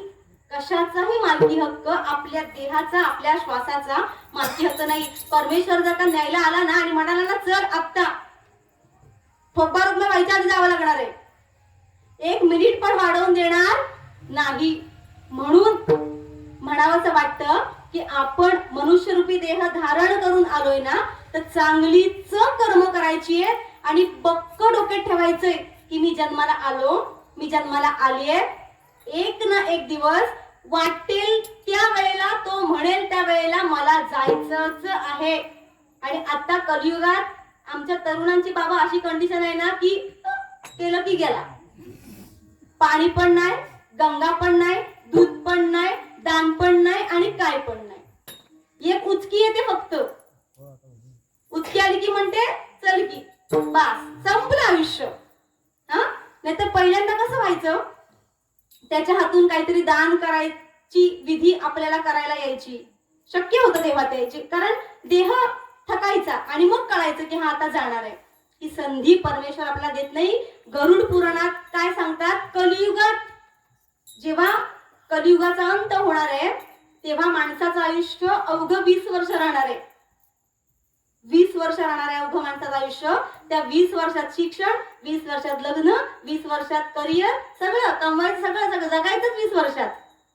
आपण भाग्यवान आहोत की 100वरनं 90, 80, 70, 60 आम्ही, आमचं प्रथम पुण्यस्मरण 4 वर्षानंतर येणार आहे का 4 महिन्यांनी का 4 दिवसानंतर? काय कोणी सांगितलंय? त्या देहाचा भरोसा काहीही नाही.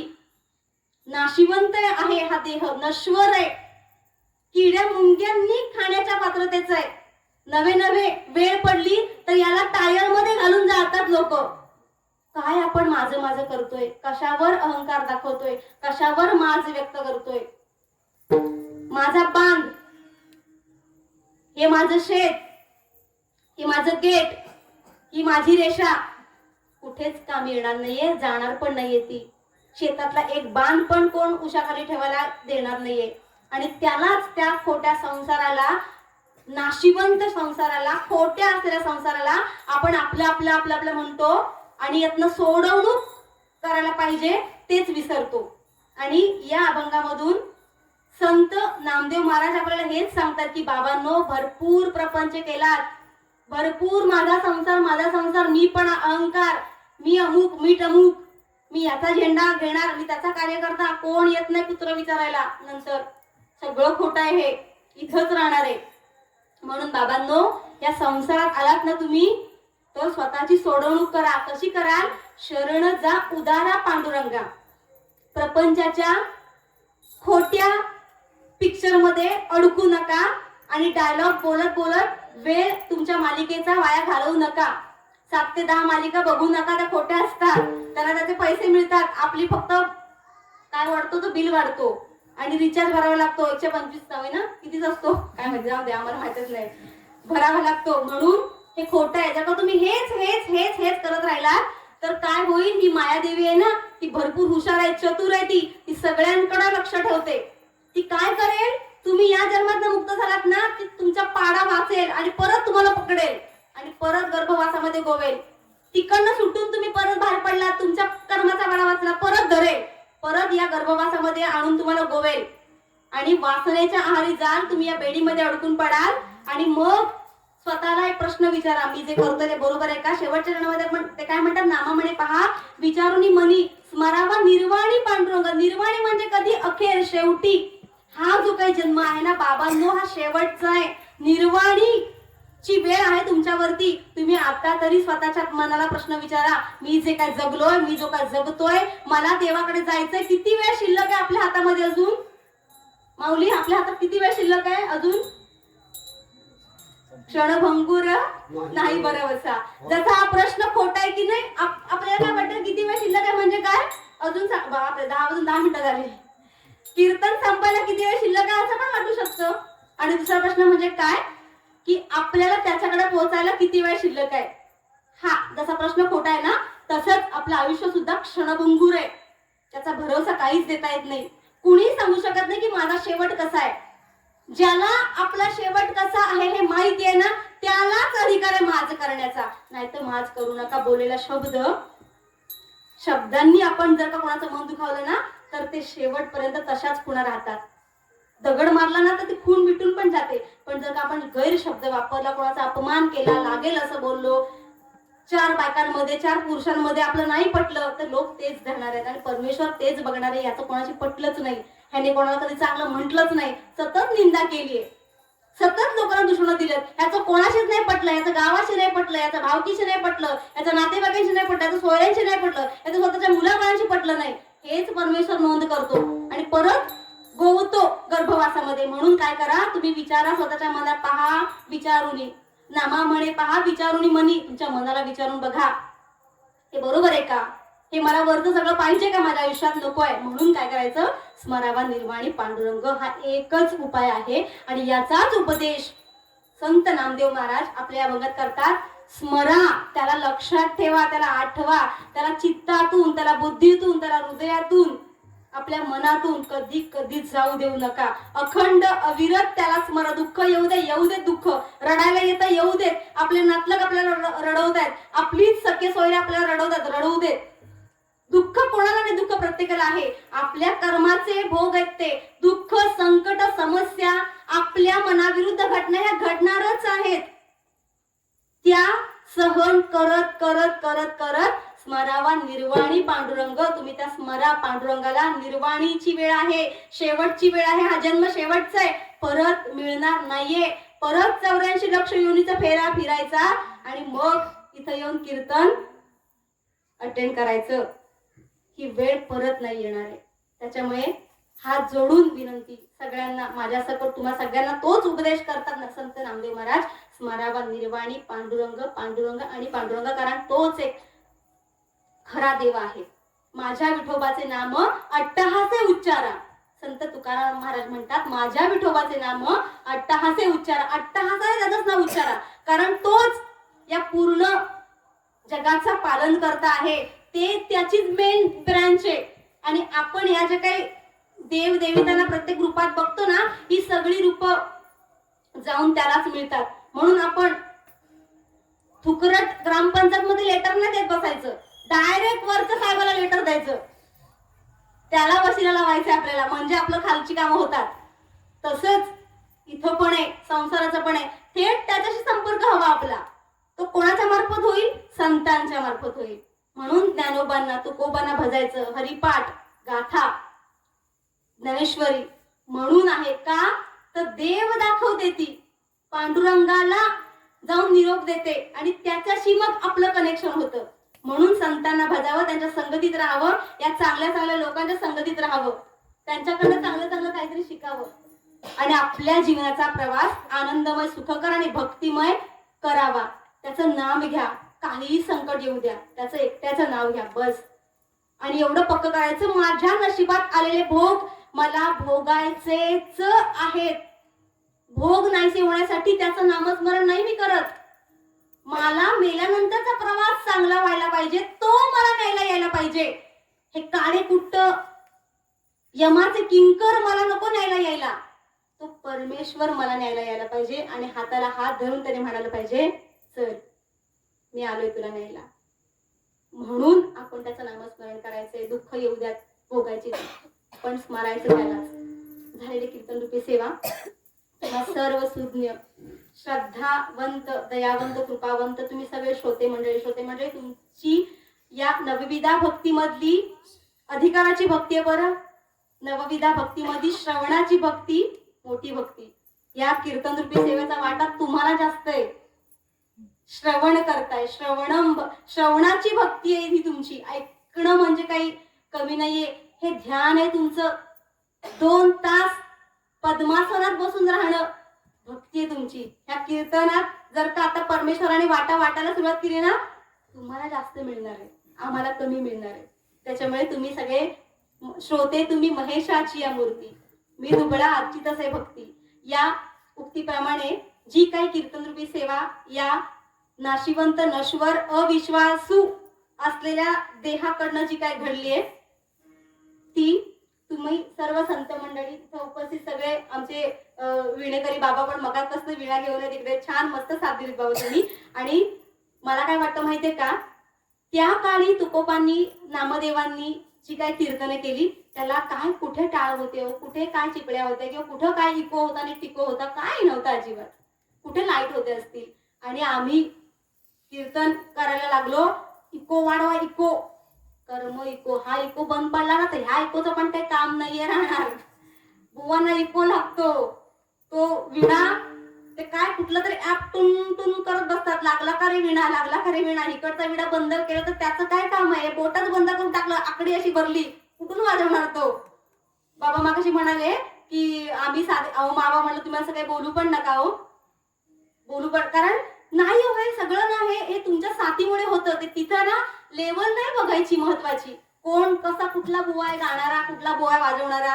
तुलाच वाजवायचं बंद केलं ना तर तू काय ऐकणार पण नाही तिकडनं. तर हे सगळं आहे, हे सगळं खरं आहे आणि हे शाश्वत खरं माणसाच्या जन्मात आलोय ना, खरं खरं जगूया आणि फक्त त्याला स्मरूया. त्याला स्मरलं ना तर पुढचा प्रवास आपला उत्तम होणार आहे, सुंदर होणार आहे. मनुष्य रूपी देह धारण करून आलोय ना, त्या विठ्ठलाने पण म्हणावं, काय जगलास रे तू, काय जगलास, तुझ्यासारखं मला पण जगता यावं, असं त्या विठ्ठलाने, त्या पांडुरंगाने म्हणावं. म्हणून आपल्याला चांगलं जगायचंय, कारण त्याला आवडायला पाहिजे. माझ्या आईला आवडो न आवडो मी काय करते, माझ्या बापाला आवडो न आवडो मी काय करते, माझ्या मुलाला आवडो न आवडो काय करते, त्याच्याशी काही देणेघेणं नाही. त्या बापाला आवडलं पाहिजे, त्या आईला आवडलं पाहिजे, कारण आपण सगळी त्या विठ्ठलाची लेकरं आहोत. विठू माझा लेकुरवाळा, संगे गोपाळांचा मेळा, तो लेकुरवाळा आहे, ती आई आपली, तिला आवडलं पाहिजे आपलं वागणं, आपण असं ठेवूया. म्हणून एकच उपदेश या अभंगामधनं स्मरावा निर्वाणी पांडुरंग. झालेली सेवा तुम्हाला सर्वांच्या चरणाशी अर्पण करते आणि कीर्तनरूपी सेवेला पूर्णराम देते. ज्ञानेश्वर